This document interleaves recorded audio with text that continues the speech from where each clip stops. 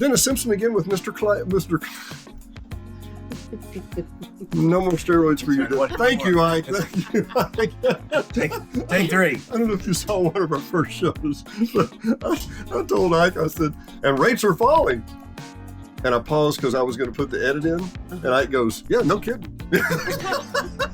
I'm like, he's exactly right. He's exactly right.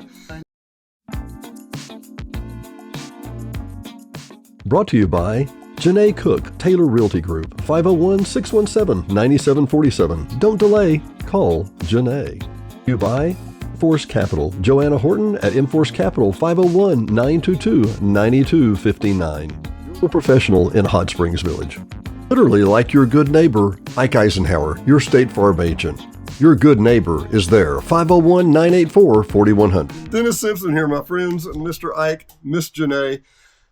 And there's always something over our heads, isn't there, Janea? There is. Yeah. What is it? It's called a roof. There was a period where, oh my goodness, it seemed like we replaced half the roofs in the village, right, Ike? Yes. You personally feel like you did it, right? Yes. A lot of roofs. What happens? Did we have storms that pull through or what? We had a massive hailstorm. Let me see. We had one in 2018. We had a big one in 2023. We had the tornado in 2024. Right. So, yeah, we replaced a lot of roofs. A lot of roofs. How does that affect you, Miss Janea? Well, well, the first thing you have to get really good information from the client on how old the roof is, because a lot of times they do not know. Okay. When you remember when we were kids and you'd pull up to the gas station, or we were young, and they'd say, okay, we need your license, your plate numbers off your tags. Who knew their tag number? Nobody knew their tag number, right? Yeah. How old's your refrigerator? How old's your heat pump? How old's these are questions realtors will bug you with, and they mean it, and they'll say, how old is your roof? And the answer is, it seems like it's not that old. Yeah. And then somebody crawls up on top and goes, it's 30 years, or it's 20 years, or it's whatever. 15 years. Or and why is it important to have somebody you trust there? It's extremely important because I'm not going to climb on the roof. And if it's really bad, I can spot a hail ding from the... Okay, break it down. From the driveway. What's a hail ding? Well, white spot on your roof. Explain for our friends that don't know. It's a little white spot on your roof where the granules have been removed from getting smacked with hail. So your roof shingle is basically an envelope. It's a covering.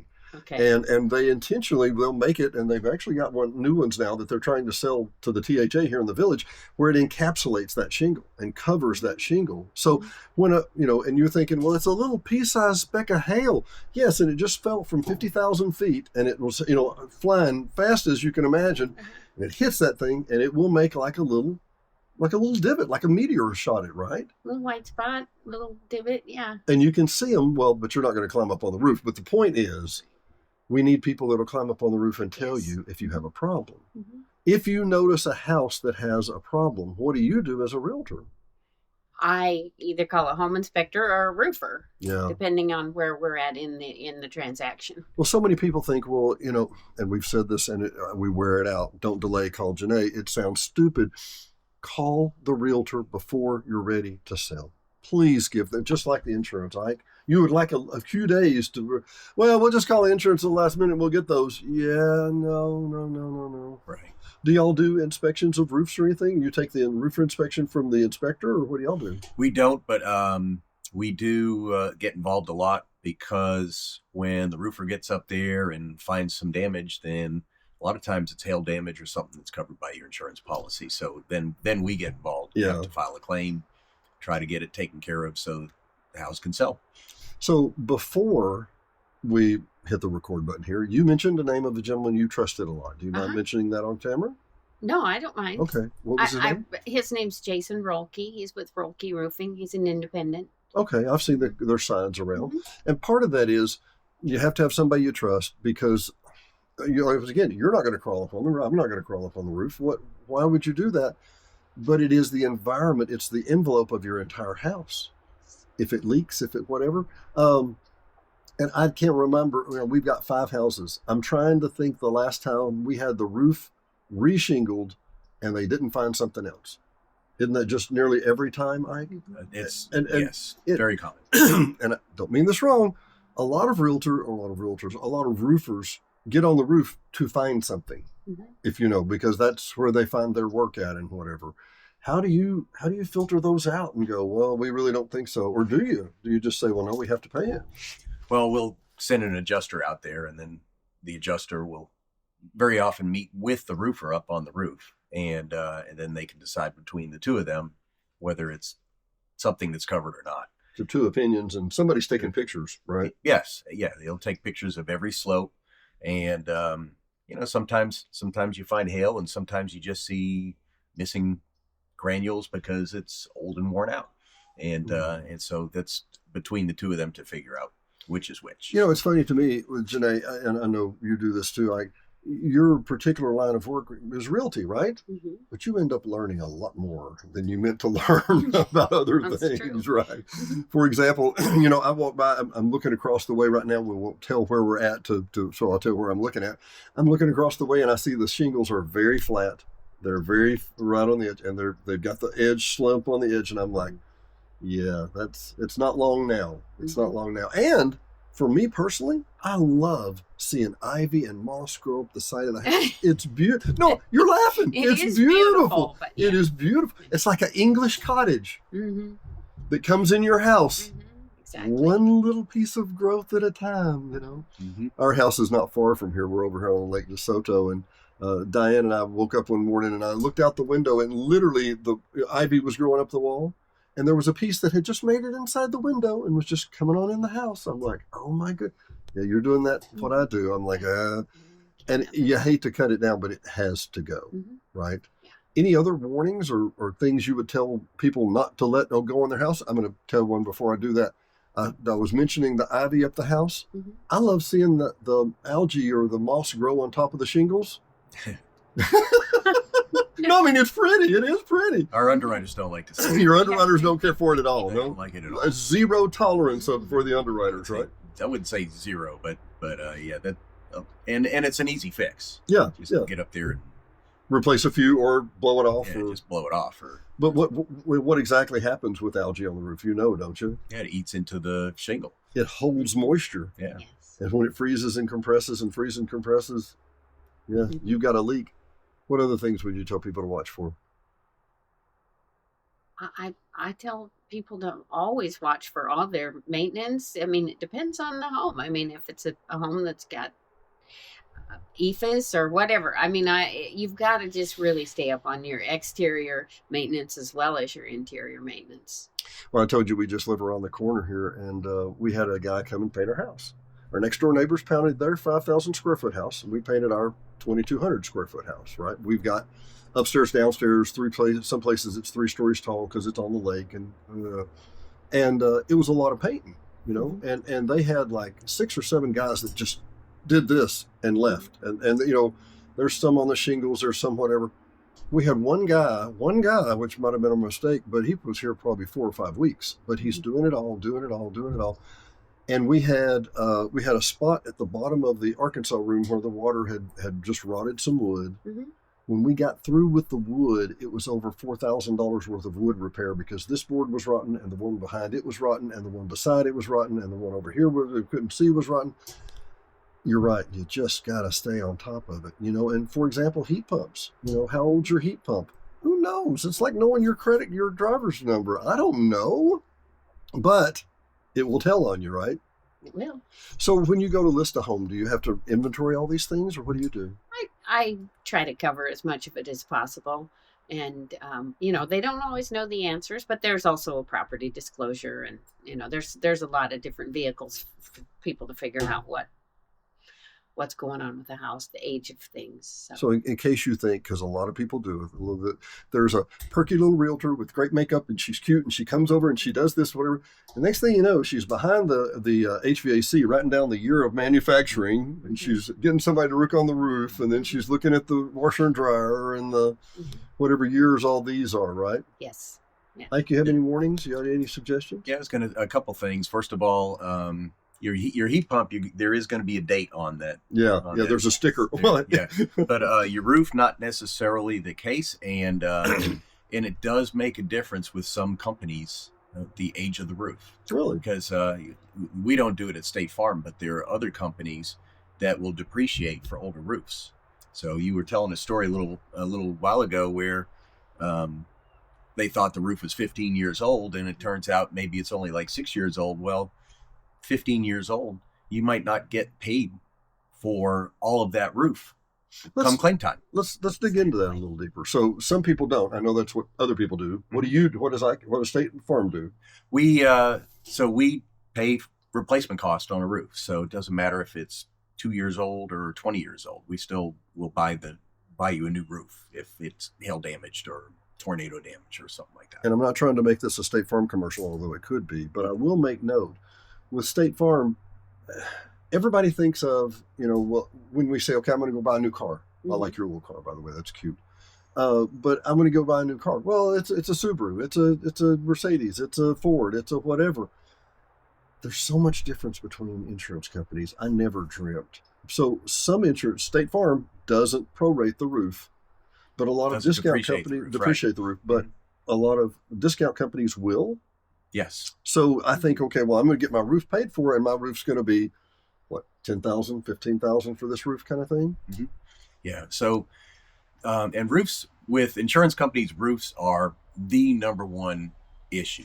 We have more roof claims than any other type of claim. Really? And just think back, we talked about the hailstorm we had in 2023, and back that year in the state of Arkansas, for every $1 we took in premium, we spent $2 on claims.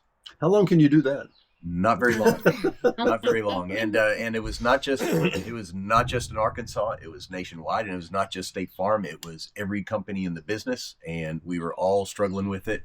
And so a few things happened. First of all, more companies depreciating older roofs. Mm-hmm. Another thing is companies with separate wind hail deductibles. So, which is what we did. We went to a 1% deductible. So if you've got a $300,000 house, your deductible for the roof is going to be $9,000, 3% of 300,000.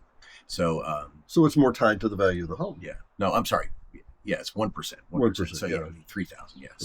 So anyway, and that's and that's what we did just to try to mitigate that loss that we were having. So April the 1st, and this will be April the 3rd of 2020. Yeah. I get a phone call. We had just bought a townhouse across the lake at Torrey Del Mar. Beautiful home. Love it. Just think the world of it. And the neighbor called and said, your roof's in my yard. And I said, do what? And he said, that storm we had last night. And I said, now, that's one side of the lake. We're on the other side of the lake. Mm-hmm. And I'm like, what are you talking about? I drive over and take a look at it, and sure enough, there's roofing material, not mine, thank the Lord, right? Mm-hmm. There is a wind gale that has gone down that side of the lake that has not, I'm on the other side of the lake, and we do not have a branch down. Mm-hmm. And on that side of the lake, I have 3 pine trees this big that are laying in the water or about to be in the water, and I'm standing at the top of the patio, just like this, and I'm looking out this way, and I see something go. And I thought, what is that? And I looked down, and every time the wind would blow ever gently, the ground would just heave up and down, 6 to 10 inches, because this tree was just about to fall. Mm-hmm. So I called the THA, and I'm like, hang on. and in which they were wonderful. I didn't have any association with them at the time. And the guy said, is it touching your house? And I said, no. He said, it's our problem. We'll be right there. And within 2 hours, they had it cut down, hauled off, and done all the deal. But had it touched my house, then what?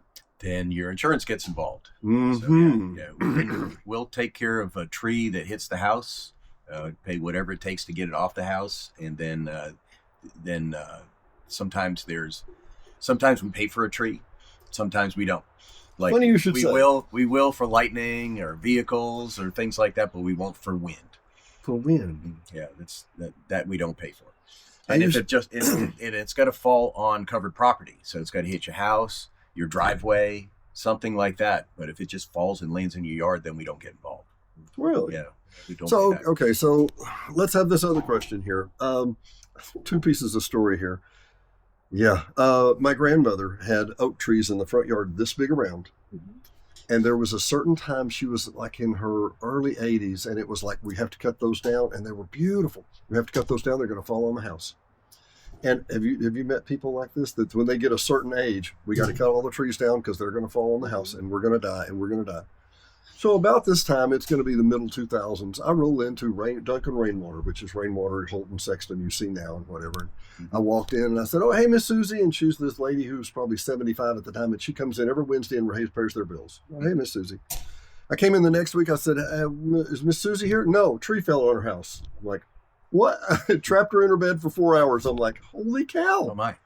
Do you encourage people to trim trees around their house, or what do y'all do? Oh, absolutely. Yeah. Absolutely. Yeah. It's at the very least, it can avoid a very high deductible. At a minimum. Yeah. So Or life-threatening at worst. Or life-threatening. Yeah, we've seen it before. Big storms where trees have punctured the roof, or it's happened a lot of times. Really? Mm-hmm. Well, just a little FYI, for a square acre of land, what, 40,400 square feet, something like that for an acre? Yeah. Mm-hmm. You're supposed to have between 80 and 120 trees. Need I say more? We have a lot more than 80 to 120 trees. So those trees have less health. And then I've seen before, and we saw it on the East End, they had a whole bug infestation when you came in the East Gate, and they had to cut all those down. And I understand that. There's no question. You have to cut those down. Uh-huh. But those other trees that were too close to them, now they're falling, they're getting disease. Tree health, what you talked about, is always something to do to keep to maintain your house. Oh, and your absolutely. home. You don't ever want tree branches touching the home. Or ivy. Or ivy. Or other things. Yeah. Well, for home advice and for insurance advice and for roof advice, Dennis Simpson, Hot Springs Village Vintage, we will see you next time. Don't delay.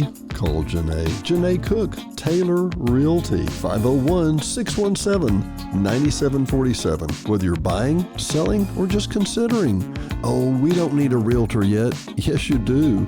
Don't delay. Call Janea, 501-617-9747. Call 501-922-9259. Joanna Horton at MForce Capital. She can offer a complimentary financial evaluation planning session just for you and your needs. Once again, 501-922-9259. And literally like your good neighbor, Ike Eisenhower, your State Farm agent. Your good neighbor is there, 501-984-4100.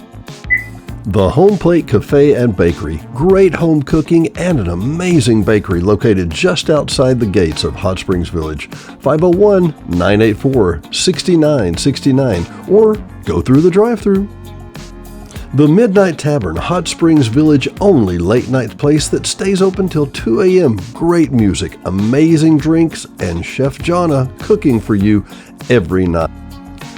At 110 Colella Drive, Hot Springs Village, Arkansas, just across from the Shell. Call for information at 501-226-0078, 501-226-0078, or check them out on Facebook with all the latest entertainment. And by Domino's Pizzas West and upcoming East. That's right, Domino's Pizza will have an East location mid-2026. Great food, great service, and great 501-915-9595. 501-915-9595. KVRE at 92.9 and streaming worldwide on iHeartRadio. KVRE is your family-owned local hometown radio station, so be sure and tune in for live local programming, news, sports, and information every day at 92.9. HSV Radio. HSV Radio is heard every Saturday morning at 9 a.m. or streaming on any of the major platforms. Hot Springs Village Radio is an eclectic mix of music, motivation, great music history, and Saturday morning fun. Join us every Saturday morning at 9 a.m., 92.9. Hot Springs Village only short-term rental with over 2,100 five-star reviews. All properties are lakefront. They include complimentary kayaks, hot tub, pet-friendly, and a stunning view of the lake. Visit DD Village Prop today for your vacation getaway.